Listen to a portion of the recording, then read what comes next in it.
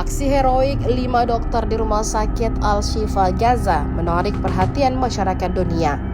Pasalnya, kelimanya memilih bertahan di Gaza meski sudah ditodong tentara Israel dan diminta pindah ke selatan.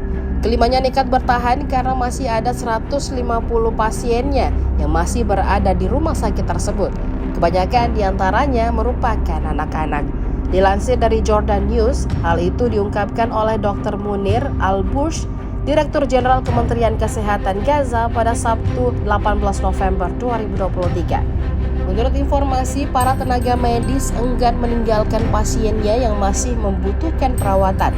Oleh karena itu, pasukan pertahanan Israel menahan seorang tenaga medis dan menodongkan senjata untuk memberikan ancaman. Makanya, para tenaga medis terpaksa mengibarkan bendera putih tanda menyerah dan bergerak dalam satu barisan.